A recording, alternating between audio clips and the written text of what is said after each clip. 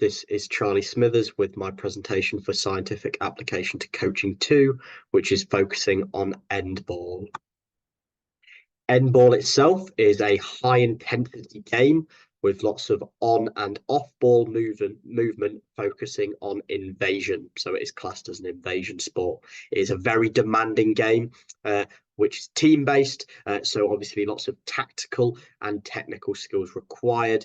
The key skills here used for Endball would be throwing, catching, and running. The Queensland study show and through their research that catching and throwing is incredibly important in the vast amount of field games available. It is key for Endball, for example, as it is how the team progresses, moves up the pitch, and eventually looks to score. When looking to compare Endball as a sport, we can compare it to American football and we can compare it to handball. It is very similar to American football as there is large parts of running with the ball.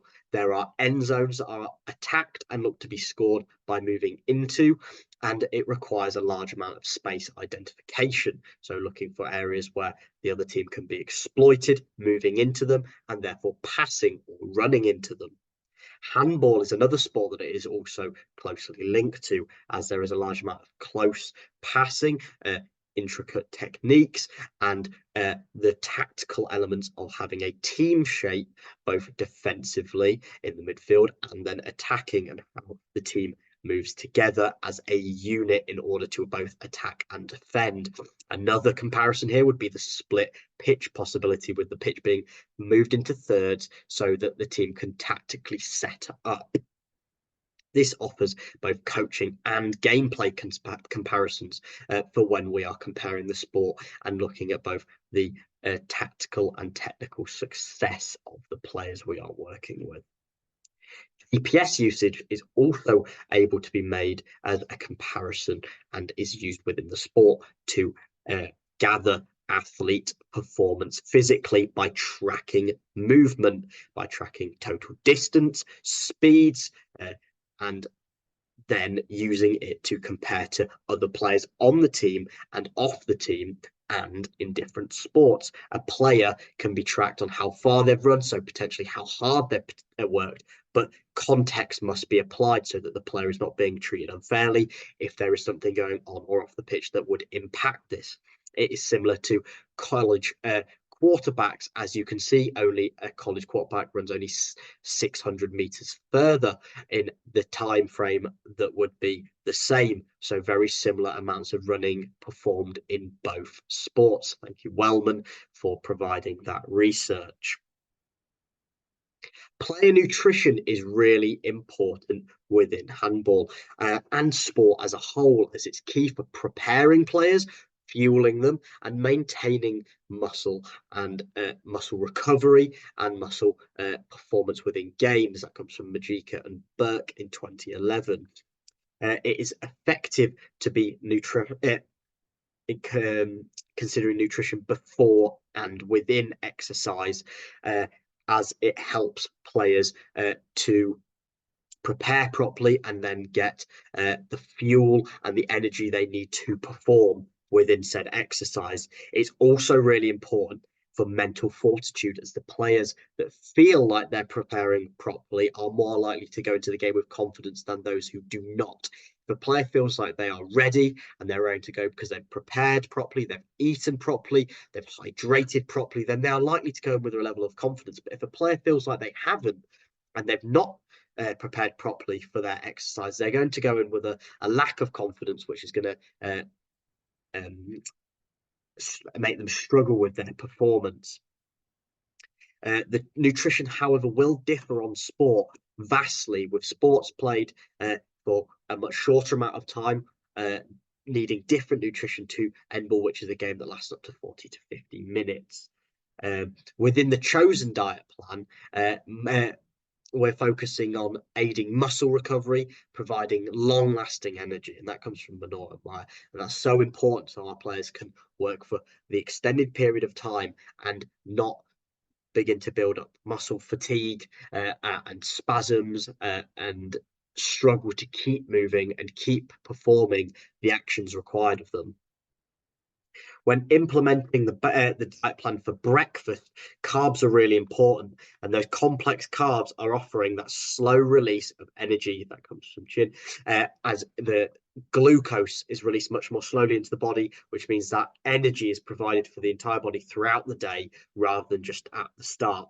The breakfast is setting up the body for the day, and consuming carbohydrates in the morning rather than carb loading the previous day is really important, because it means that it is more effective with the slow release and more effective for releasing the energy on that day rather than having it throughout the night as well. And that research comes from Clayton and James, who use this within a sporting context and seeing how athletes actually felt about carb loading the day before compared to consuming carbs on the morning. Within this diet plan, you can see that eggs are going to be eaten, smoothies are going to be eaten because hydrating is just as important, if not more so, than eating. Croissants are the basis for that carbohydrate overload, and bananas are also there to provide both carbohydrates and a bit of protein, as well as being a really strong source of vitamins. Implementing the diet plan for dinner, obviously chicken, mango, sweet potato, and rice is what will be eaten alongside water as the hydration fluid. Dinner is really important as we are adding protein and fat to carbs for the pre-performance nutrition. The fats are for mineral absorption and muscle growth, and the protein is really important for cell repair and in order to transport oxygenated blood around the body so that the player can continue throughout the game. And the use of protein is really important, and actually providing additional protein within our diet plans so that for athletes that are competing in that more endurance required sport, which Endball is classed as through Lemon and Yarashevsky's research, Endball would class as a sport that players need the additional protein for. So we are overloading them with protein in order to help them throughout the entirety of their game and the recovery post game, which is really important. The actual importance of nutrition, as much as it can just be said, needs to be proved as well. And the government have helped by providing recommendations through the public health letter in 2016. So the government recommend having less than 31 grams of fat per day. Obviously, this diet goes slightly over that, but it is not by a considerable amount that would cause any harm. The protein recommended is rounded up to 56 grams per day, and we are at 64, which is the overload that Lemon and Yarashevsky actually recommend. So that is really important. We're getting the extra bit that our Endball athletes need in order for their recovery and their blood transportation. And then the carbohydrate count is perfect, just on the money, with just being over 4 grams over. These are the 2 scheduled meals we've gone over before performance, but an additional meal will be offered for the athlete afterwards. But this meal will be more athlete centered, with them being able to take a stance on what they want to eat, as we do not want athletes to become bored and unhappy by constantly having to eat the same foods that are typically potentially a bit more boring. As you can see on the side of the screen, there is a chart representing the diet percentages, with 19% coming through proteins, the 14% coming through fats, and the 68% bulk coming through the carbohydrates, with that carbohydrate taking the main stance and the main bulk of the calorie, the grams within the calories for this. Moving on, looking at the KPI measurements are then that we have taken from the athletes when coding them. The use of KPIs are really important in order to track and break down the skills through measurable intervals. This being the space creation within Endball, our team's able to create space effectively and use said space so that they are maintaining possession of the ball. Obviously, space within Endball is so important so that players are able to keep hold of the ball without being closed down. And this needs to be encouraged within both gameplay and practice so that players can create space in order to move up the field and away from their defensive areas so that they can score. Within this diagram, we can see that the blue player is drawing possession from 3 red players, which then creates an overload for the blues in a 4v2 attacking scenario. All the player needs to do is get their pass off, and they've maintained possession and created space for a potential future attack. The KPI definitions are really important because this is what we're coding against, and this is what has been filled out whilst watching the games. So we can see the ball carrier decision. So if they held or if they moved the ball, whether they kept possession themselves or whether they moved it onto a teammate. You can read through those. The collective team movement, whether no players moved to help the player or to find a new space, or if 1, 2, or 3 players moved. The defenders pressuring the ball, so if there was pressure put on at all, or if 1, 2, 3 players came to pressure the ball. So how much space was the player with the ball creating? And then the engagement action, which is really important, which goes over if the player themselves were tackled, or if the player down the line, a different teammate was tackled, or if the team lost possession or gained it or retained possession. So are we keeping the ball or are we losing the ball? Coding was used alongside these KPIs. So all 4 quarters were coded. Every instance was coded, which means that every single time a player got the ball, received the ball, moved with the ball, this was put down in the back of your screen behind the text box. You can see all the instances of all 4, plus there is more to go along with that. A very time consuming process because of the amount of detail you have to go into when looking at whether which team had the ball, where they had the ball, how they're moving, and if a positive outcome was reached. This data allows for an intervention to then be developed. We can see the data and the outcomes of if teams are creating space or moving the ball, and then drills and games can be applied so that players can improve and develop the areas of positive or negative results.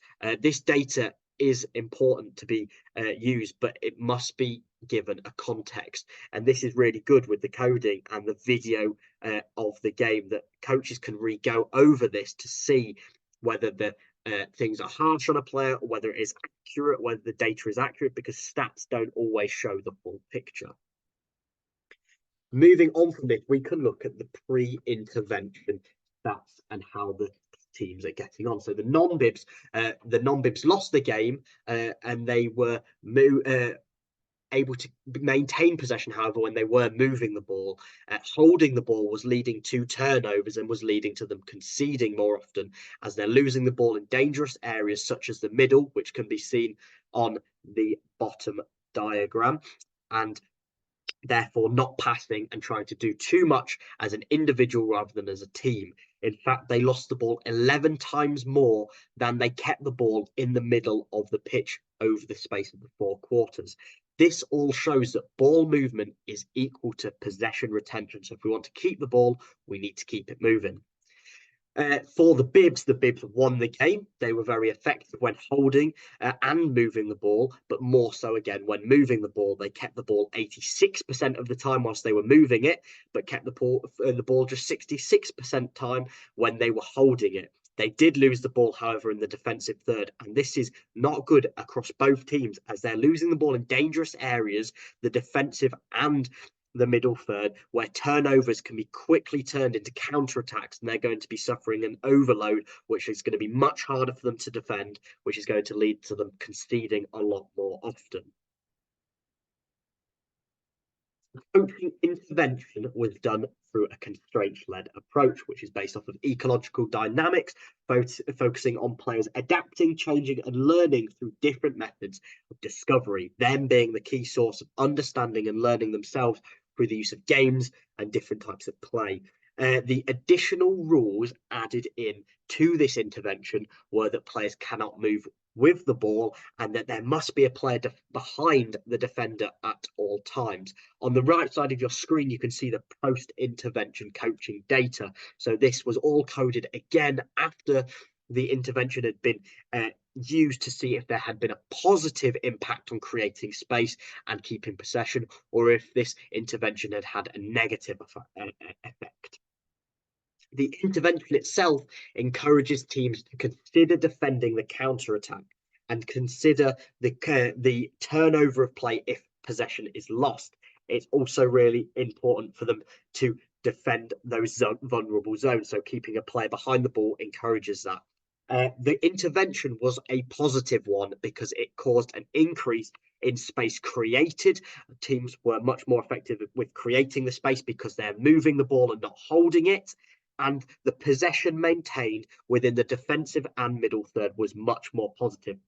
Previously, the non-bibs were keeping the ball 30% of the time within the middle third, and now they're keeping it 77% of the time. So a huge increase in ball retention in that middle third, which is just before we move into the attacking third, which means that we're able to attack then with an overload with players pushing forward, which is really important. And this intervention, therefore, was deemed a success.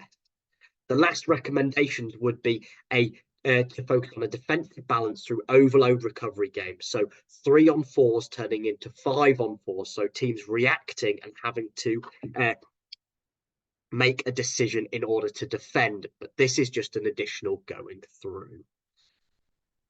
The references can be seen here. Thank you very much for watching, and you can go back through these if needed.